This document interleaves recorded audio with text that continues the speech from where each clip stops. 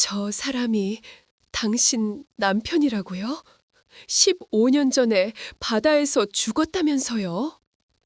한도영의 목소리가 웨딩홀을 울리고 있었습니다. 단상 위에 선 백만장자 투자자 강도연을 김선영이 떨리는 손으로 가리키며 이 사람이 제 남편 강진우입니다. 라고 말하고 있었습니다. 버진로드 한가운데 서 있던 강지우가 베일을 천천히 벗으며 그 남자를 바라보고 있었고 눈가에 눈물이 맺히고 있었습니다. 강도현이 낡은 택시기사 신분증을 펼쳐 보이며 30년 전 한도그룹 공장 사고로 죽은 줄 알았던 강진우, 제가 바로 그 사람입니다. 라고 말하고 있었습니다. 하객들이 웅성거리며 휴대폰을 들어올리고 있었고 죽은 사람이 백만장자로 돌아왔다고? 라는 속삭임이 사방에서 퍼지고 있었습니다. 한준서가 단상 옆에서 아버지와 강도현을 번갈아 보며 넥타이를 잡아당기고 있었고 입술을 깨물며 고개를 떨구고 있었습니다. 바닥에는 강도현이 던진 오래된 신문 복사본들이 흩어져 30년 전 공장 폭발로 하청기사 사망이라는 제목을 드러내고 있었습니다.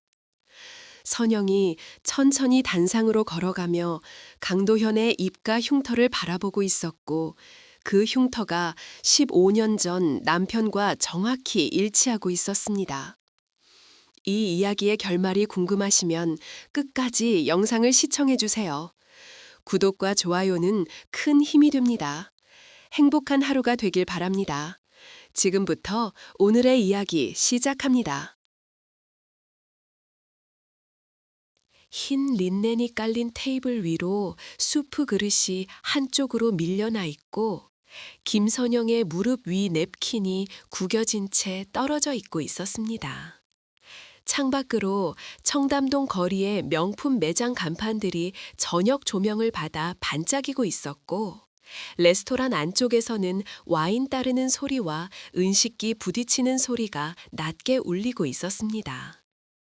한도영은 와인잔을 비스듬히 들고 선영의 손등을 잠깐 훑어본 뒤 굳은 미소를 띤 채 분식집이면 기름 냄새가 많이 배겠군요. 라고 아무렇지 않게 말하고 있었습니다. 그 말이 떨어지는 순간 테이블 반대편에 앉은 강지우의 손이 포크를 쥔 채 미세하게 굳어지고 있었고 얼굴 표정은 미소를 유지하고 있었지만 눈빛만 살짝 흔들리고 있었습니다. 선영은 무릎 위 손을 꼭 모은 채 분식집에서 쓰던 고무장갑 자국이 남은 손가락을 테이블 아래로 살짝 숨기고 있었습니다.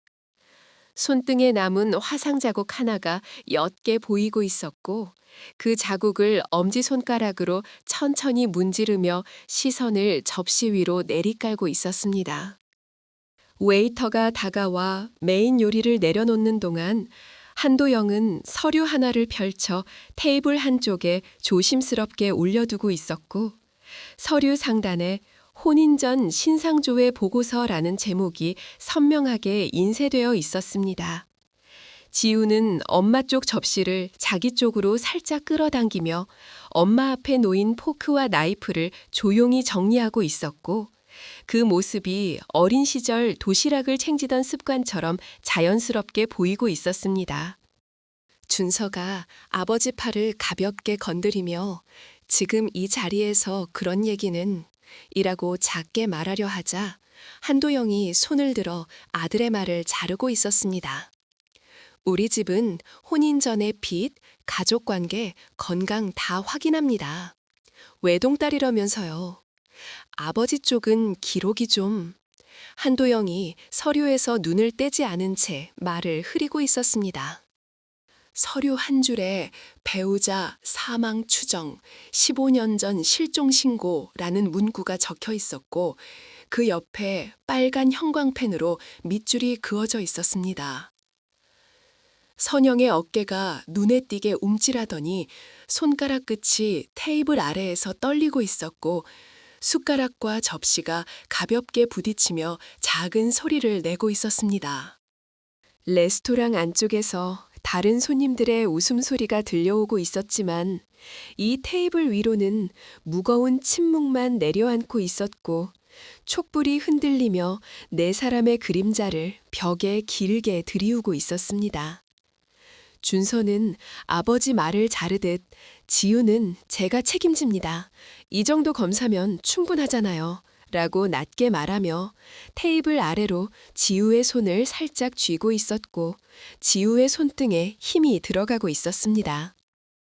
한도영이 와인을 한 모금 마시고 잔을 내려놓으며 자네 월급으로 감당이 될까라는 말을 던지고 있었고 그 말 끝에 얇은 비웃음이 섞여 나오고 있었습니다. 지우가 입술을 깨물며 저희가 알아서 하겠습니다 라고 또렷하게 말하고 있었지만 목소리 끝이 미세하게 떨리고 있었습니다. 옆 테이블에서 웃음소리가 터져 나오는 사이 한도영이 서류를 한 장 더 넘기며 참, 청량리에서 사업하시면 월 매출이 어느 정도 되시나요? 라고 물었고 그 질문이 마치 신문처럼 날카롭게 들리고 있었습니다. 선영이 물잔을 집어들려다 손이 떨려 다시 내려놓고 있었고 잔 표면에 손가락 자국이 흐릿하게 남고 있었습니다. 그냥 근근히 먹고 살 정도입니다. 선영이 겨우 입을 떼며 대답하고 있었고 목소리가 갈라지는 순간 입술을 다시 꾹 다물고 있었습니다. 한도형이 고개를 끄덕이며 그럼 딸 혼수는 준서 쪽에서 다 준비해야겠네요. 라고 말하고 있었고 그 말이 테이블 위를 무겁게 짓누르고 있었습니다. 그 순간 옆 테이블의 대형 TV 화면에 젊은 백만장자 투자자 강도현이라는 자막이 스쳐 지나가고 있었고 화면 속 남자의 옆얼굴이 잠깐 비치고 있었습니다. 뉴스 앵커 목소리가 레스토랑 안으로 낮게 흘러들어오고 있었고 3년 만에 자산 1,000억을 일군 투자 천재라는 문장이 자막으로 떠오르고 있었습니다. 선영의 눈동자가 무심코 그 화면을 향해 돌아가더니 떠들썩한 투자 성공 스토리 속에서 오래전에 밤바다로 떠나보냈던 남편의 코 옆 선과 똑같은 라인이 잡히고 있었습니다. 화면 속 남자가 고개를 돌리며 웃는 순간 입가 왼쪽에 얇은 흉터가 조명을 받아 짧게 드러나고 있었고 그 흉터의 위치와 길이가 선영의 기억 속 남편과 정확히 일치하고 있었습니다.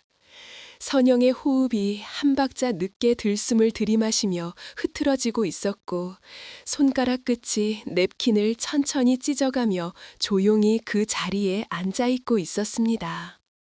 지우가 엄마 얼굴색이 변한 것을 눈치채고 엄마 괜찮아?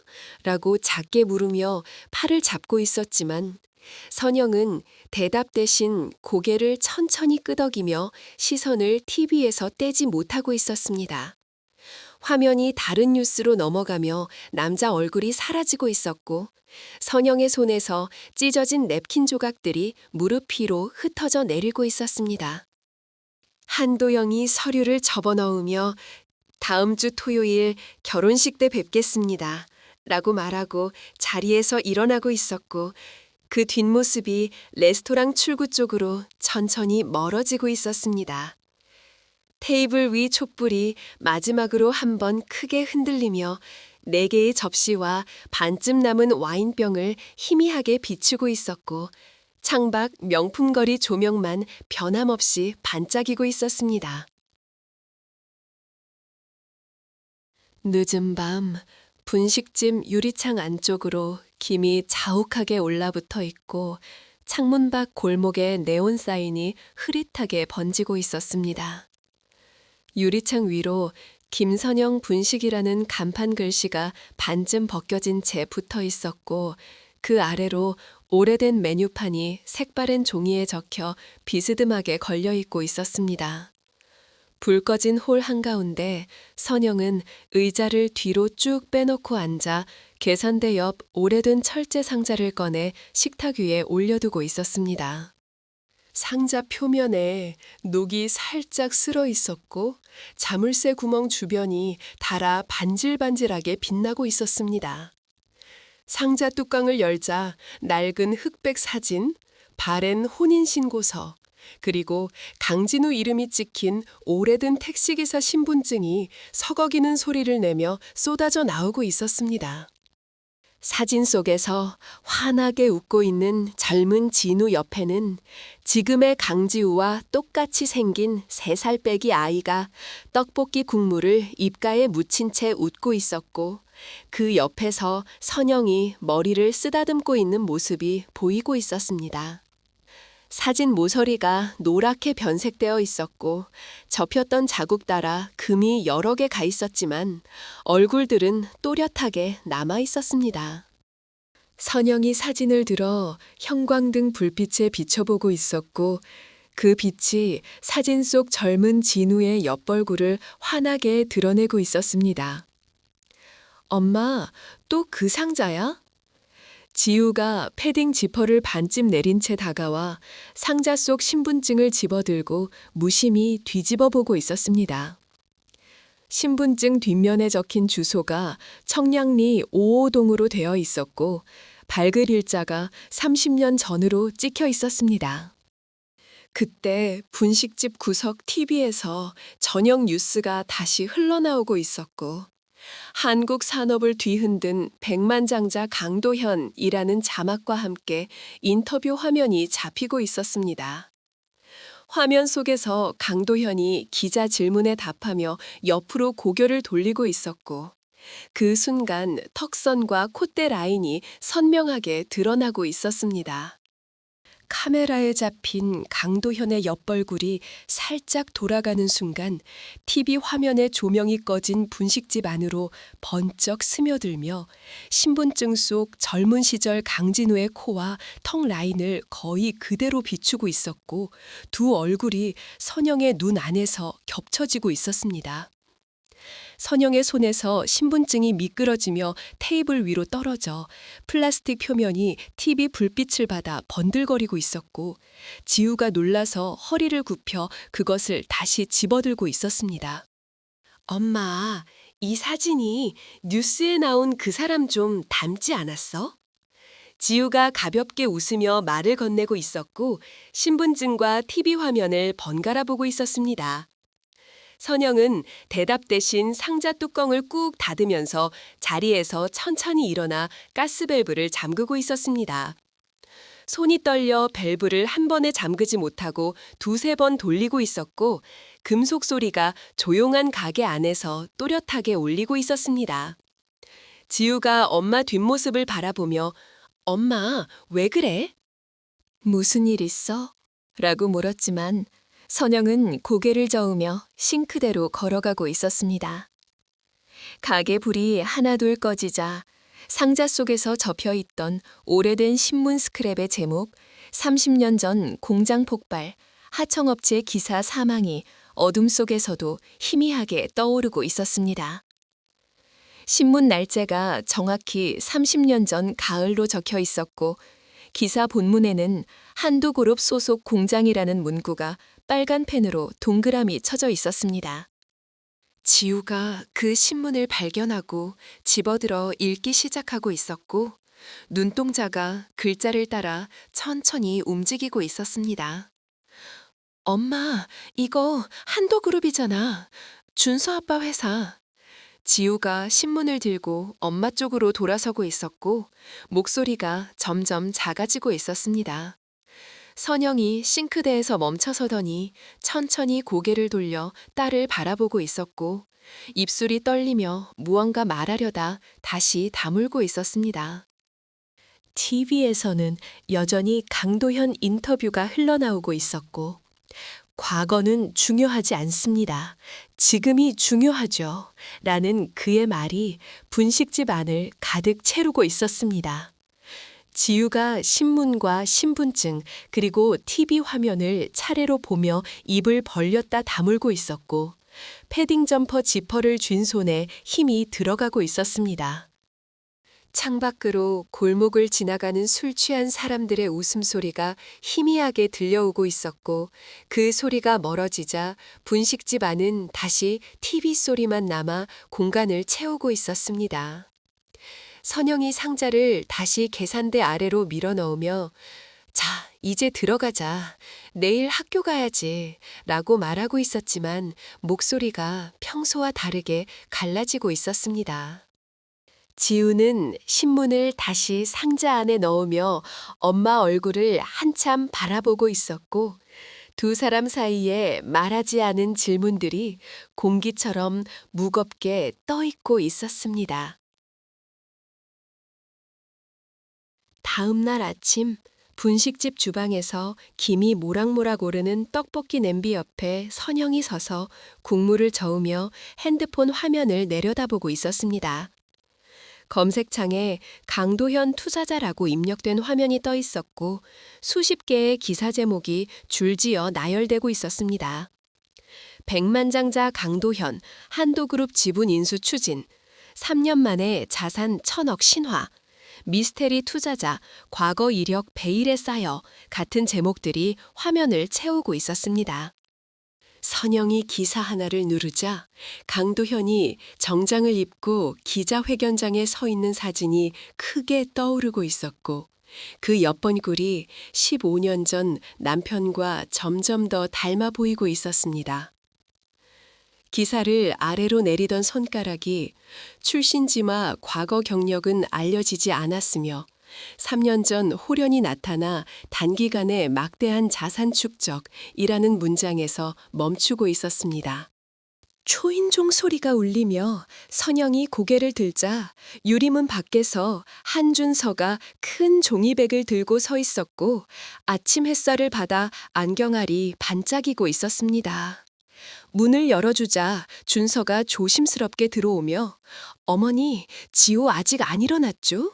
아침 식사 준비해 왔습니다. 라고 말하고 있었고 종이백에서 샌드위치와 커피 향이 풍기고 있었습니다. 선영이 고마워요, 준서 씨. 지우는 위에서 아직 자고 있어요. 라고 대답하며 테이블을 닦고 있었고 준서가 의자를 빼어 앉으며 주변을 둘러보고 있었습니다. 어머니, 혹시 우리 아버지 말씀이 어제 너무 심하셨죠? 죄송합니다. 준서가 안경을 벗어 닦으며 조심스럽게 말하고 있었고 목소리가 평소보다 작게 들리고 있었습니다. 선영이 고개를 저으며 괜찮아요. 그분 입장에서는 당연한 거죠. 라고 대답하고 있었지만 손에 쥔 행주를 꽉 쥐고 있었습니다. 준서가 잠시 망설이다가 주머니에서 명함 하나를 꺼내 테이블 위에 올려놓고 있었고 명함에 강도현 글로벌 투자회사 대표라는 글자가 금박으로 인쇄되어 있었습니다. 이분이 우리 아버지 회사 인수하려고 접근 중이세요. 근데 이상한 게 꼭 우리 결혼식에 참석하겠다고 조건을 거셨대요. 준서가 명함을 가리키며 말하고 있었고 눈썹을 찌푸리고 있었습니다. 선영의 손이 명함 위에서 멈추고 있었고 그 이름을 읽으면서 숨이 한 박자 늦게 들어오고 있었습니다. 결혼식이 이번 주말이죠? 선영이 떨리는 목소리로 물었고 준서가 고개를 끄덕이고 있었습니다. 네, 토요일이요. 근데 이 사람 어머니 혹시 아세요? TV에도 자주 나오던데. 준서가 핸드폰을 꺼내 강도연 사진을 보여주고 있었고 화면 속에서 강도연이 웃고 있었습니다. 선영이 그 사진을 한참 바라보고 있었고 손가락이 화면을 천천히 쓰다듬으며 입가 흉터 부분에서 멈추고 있었습니다. 위층에서 발소리가 들리며 지우가 계단을 내려오고 있었고 머리를 묶지 않은 채 잠옷바람으로 나타나며 준서 씨 언제 왔어요? 라고 물으며 하품을 하고 있었습니다.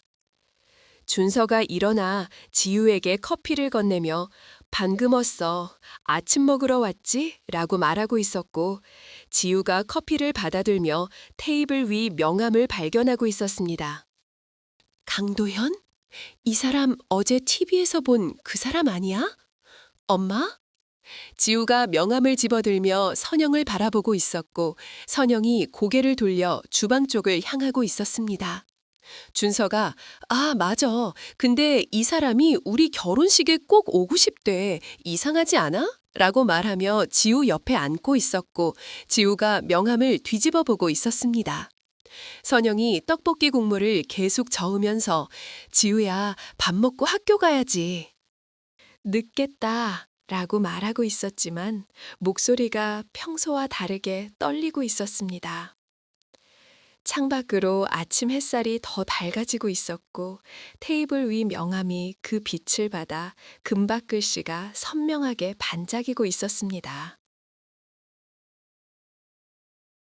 두꺼운 방음문이 닫힌 VIP 대기실 안에는 웨딩홀에서 들려오는 오르간 소리가 아주 희미하게 스며들고 있었고 스탠드 조명이 아이보리 벽에 둥근 빛을 만들고 있었습니다.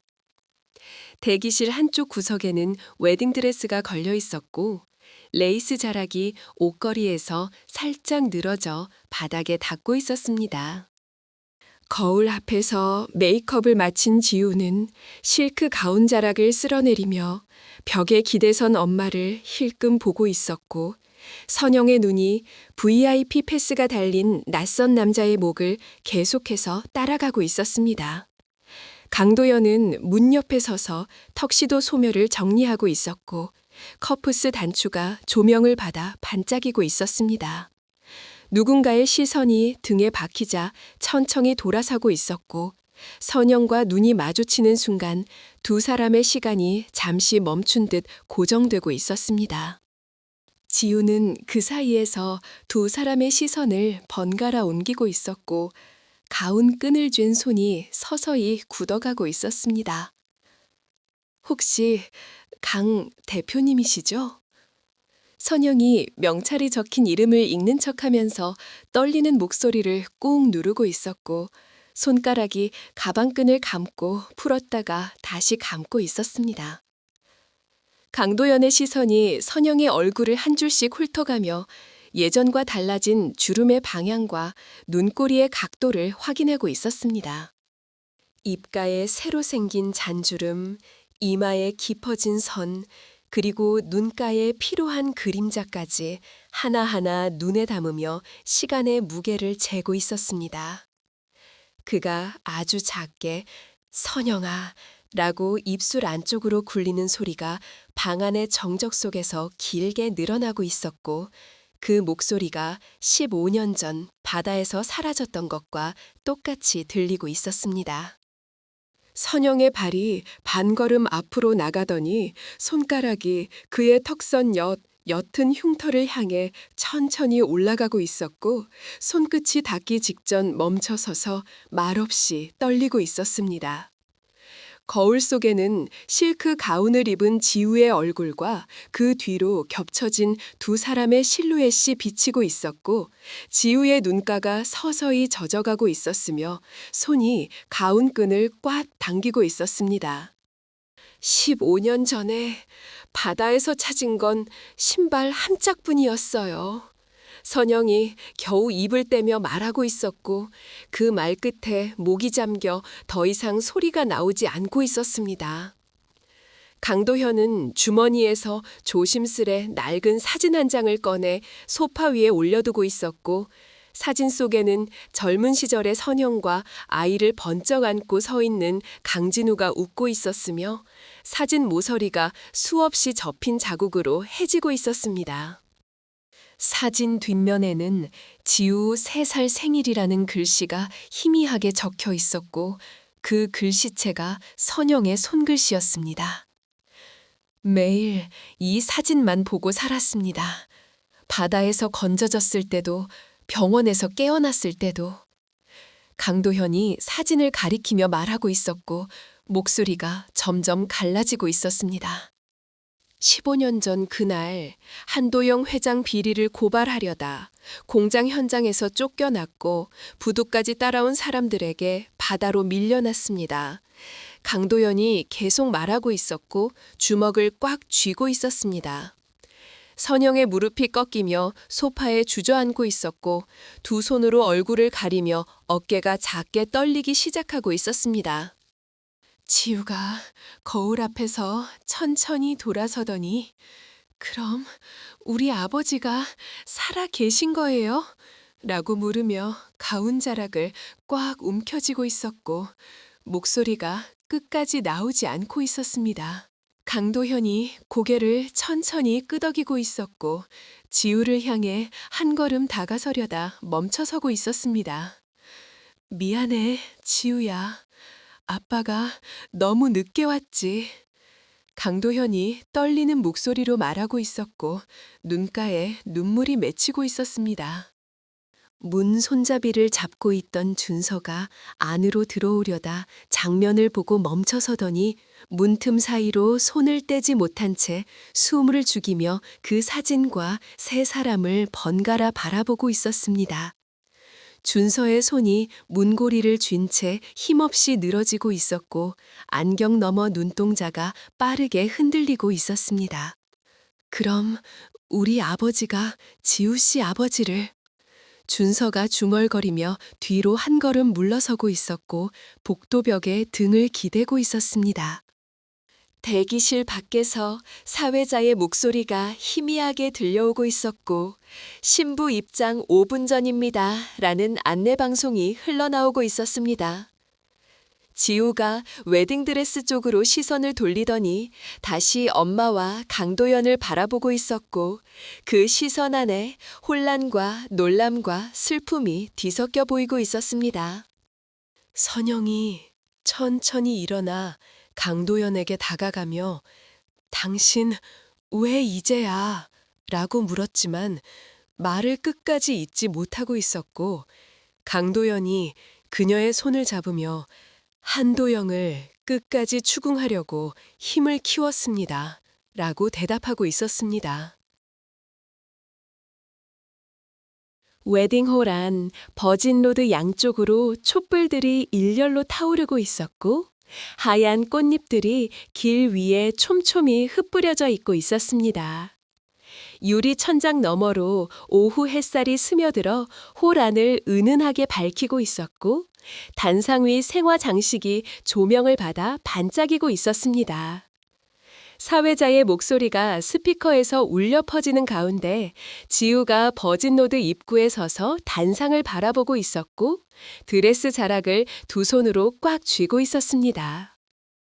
신부 대기실에서 나온 지우의 표정이 평소와 달리 굳어 있었고 베일 너머로 붉게 부은 눈가가 희미하게 보이고 있었습니다. 오르간 행진곡이 시작되며 하객들이 일제히 일어나 뒤를 돌아보고 있었고 곳곳에서 휴대폰 카메라 불빛이 켜지고 있었습니다. 지우가 첫걸음을 떼려다 멈서서더니 단상 옆에 서 있는 강도현을 발견하고 있었고 두 사람의 시선이 촛불 사이로 마주치고 있었습니다. 강도현이 작게 고개를 끄덕이며 격려하고 있었고 지우가 천천히 버진로드를 걷기 시작하고 있었습니다. 드레스 자락이 바다 꽃잎을 쓸어가며 아주 작은 사각거리는 소리를 내고 있었고 지우의 걸음이 점점 느려지고 있었습니다. 단상 앞에 도착한 지우를 준서가 맞이하려 손을 내밀었지만 지우는 그 손을 잡지 않고 단상 뒤 선영을 바라보고 있었습니다. 사회자가 양가 부모님 인사 말씀 계시겠습니다. 라고 안내하자 한도영이 마이크를 들고 단상으로 올라가고 있었습니다. 오늘 이렇게 귀한 분들을 모시고 한도영이 말을 시작하려는 순간 강도연이 단상으로 천천히 걸어나가고 있었습니다.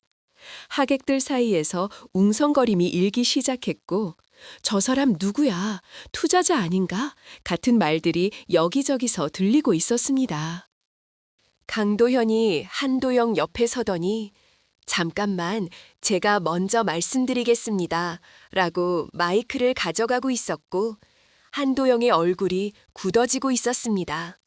선영이 뒷좌석에서 일어나 천천히 단상으로 걸어가고 있었고, 핸드백에서 오래된 서류 봉투를 꺼내고 있었습니다. 여러분, 오늘 이 자리에서 밝혀야 할 진실이 있습니다. 강도현이 마이크를 잡고 말하기 시작하고 있었고, 홀 안이 순간 조용해지고 있었습니다. 선영이 단상 위로 올라와 봉투에서 낡은 신문 스크랩과 옛 사진들을 꺼내 펼치고 있었고, 30년 전 한도그룹 공장 폭발 사고라는 제목이 하객들 눈에 들어오고 있었습니다. 30년 전 한도그룹 공장에서 안전규정을 무시한 채 야간 근무를 강행했고, 그 결과 폭발 사고로 하청기사 한 명이 목숨을 잃었습니다. 강도연의 목소리가 웨딩홀 천장까지 울려 퍼지고 있었습니다. 하객들 사이에서 놀란 표정들이 번지고 있었고, 몇몇이 자리에서 일어나 앞으로 다가오고 있었습니다. 그 기사의 이름은 강진우, 바로 저입니다. 강도연이 말하며 오래된 택시기사 신분증을 들어 보이고 있었고, 홀 안에서 탄성이 터져나오고 있었습니다. 선영이 떨리는 손으로 마이크를 잡으며 이 사람은 제 남편입니다. 15년 전 한도그룹의 비리를 고발하려다 실종됐던 이라고 말하고 있었고, 목소리가 거칠게 끊기고 있었습니다. 한도영이 뒤로 물러서며 이건 다 과거 일이고 이미 합의로 끝난 이라고 변명하려 했지만, 강도연이 또 다른 서류를 펼치고 있었습니다. 합의요? 유족에게 턱없이 적은 돈을 주고 입을 막았죠. 그리고 15년 전 제가 다시 진실을 밝히려 하자 사람을 보내 저를 바다에 밀어넣었습니다. 강도연이 서류를 가리키며 말하고 있었고, 붉은 펜으로 표시된 부분들이 선명하게 보이고 있었습니다. 준서가 아버지를 바라보며 아버지, 이게 사실입니까?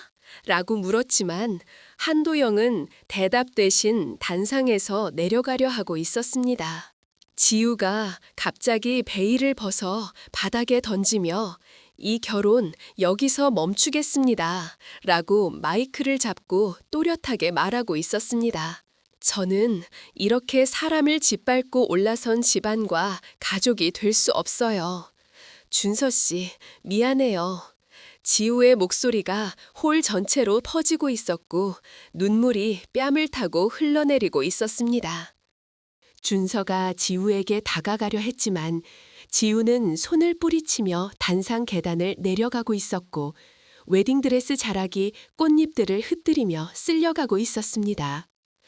하객들이 일제히 자리에서 일어나며 한도영을 향해 질문을 쏟아내기 시작했고, 이게 사실입니까?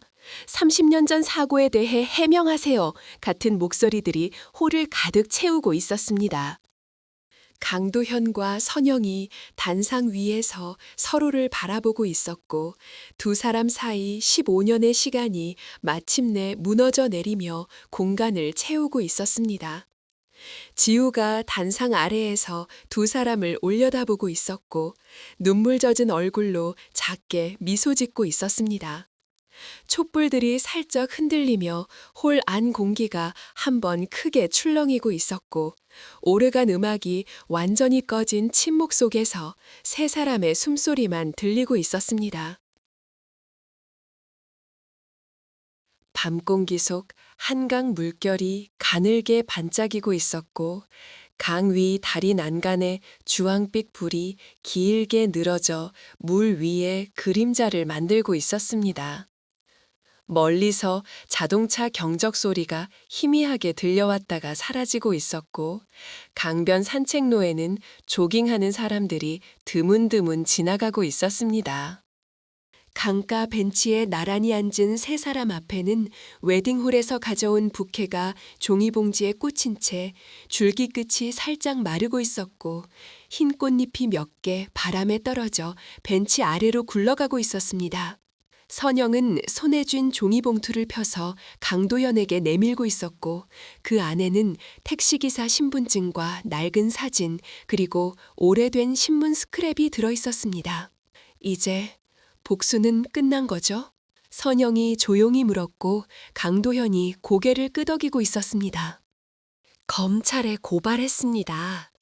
30년 전 사고 은폐부터 15년 전 사건까지 전부. 한도영은 이제 끝났어요.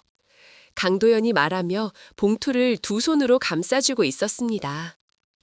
지우가 두 사람 사이에 앉아 엄마와 아빠의 손을 각각 잡고 있었고 세 사람의 손이 서로 겹쳐지며 따뜻한 온기가 전해지고 있었습니다. 15년 동안 돌아가고 싶었어요. 매일. 하지만 이 모습으로는 아무것도 해줄 수 없다고 생각했습니다. 강도연이 목소리를 낮추며 말하고 있었고 눈가에 맺힌 물기가 바람에 말라가고 있었습니다. 돈을 모으고 힘을 키우고 그래야만 당신들을 지킬 수 있다고 생각했어요. 강도연이 계속 말하고 있었고 턱선이 단단하게 굳어가고 있었습니다. 선영이 고개를 저으며 바보, 우리는 그냥 당신이 살아있기만 하면 됐는데 라고 말하고 있었고 목소리가 떨리고 있었습니다. 지우가 아빠 어깨에 머리를 기대며 이제 같이 살 수 있는 거죠? 라고 물었고 강도연이 딸의 머리를 쓰다듬고 있었습니다. 그래, 이제는 매일 아침 같이 밥 먹고 저녁에 같이 산책하고 그렇게 살자. 강도연이 대답하고 있었고 처음으로 환하게 웃고 있었습니다. 멀리서 휴대폰이 진동하는 소리가 들려오고 있었고 강도연이 주머니에서 꺼내 화면을 확인하고 있었습니다. 검찰에서 온 문자네. 한도영 긴급 체포됐대. 강도연이 화면을 두 사람에게 보여주고 있었고 선영과 지우가 작게 한숨을 내쉬고 있었습니다. 강도연이 휴대폰 전원을 끄고 다시 주머니에 넣었더니 봉투 안에서 오래된 사진을 꺼내 벤치 등받이에 기대어 세워두고 있었습니다. 사진 속 젊은 부부와 아이가 세 사람을 향해 웃고 있는 모습이 조용히 비치고 있었고 가로등 불빛이 사진 표면에 반사되어 희미하게 빛나고 있었습니다. 지우가 천천히 일어나 우리 다시 밥부터 같이 먹자. 엄마 분식집에서 라고 말하며 두 사람에게 손을 내밀고 있었고 그 손이 밤 공기 속에서 조금 떨리고 있었습니다. 선영과 강도현이 동시에 그 손을 잡고 일어나고 있었고 세 사람이 함께 벤치에서 일어나 강변 산책로를 천천히 걸어가고 있었습니다. 세 사람의 뒷모습이 강가 가로등 사이로 천천히 멀어지고 있었고 뒤에서 본 세 사람의 실루엣이 가로등 불빛 아래 하나의 그림자처럼 겹쳐 보이고 있었습니다. 멀리서 강도연의 목소리가 희미하게 들려오고 있었고 떡볶이 아직도 잘 만들어? 라는 물음에 선영이 작게 웃으며 당연하지, 네가 제일 좋아했잖아 라고 대답하고 있었습니다. 지우가 두 사람 사이에서 팔짱을 끼고 있었고 세 사람이 함께 걷는 발걸음이 점점 리듬을 맞춰가고 있었습니다. 벤치 위에 남겨진 부케와 사진이 한동안 그대로 놓여 있다가 밤바람에 종이봉지가 살짝 흔들리고 있었습니다. 벤치 위 사진 속 세 사람과 지금 걸어가는 세 사람의 모습이 15년의 시간을 건너 마침내 하나로 이어지고 있었습니다. 강변을 따라 걷는 세 사람의 모습이 점점 작아지고 있었고 그들이 남긴 발자국만이 산책로 위에 희미하게 남아있고 있었습니다.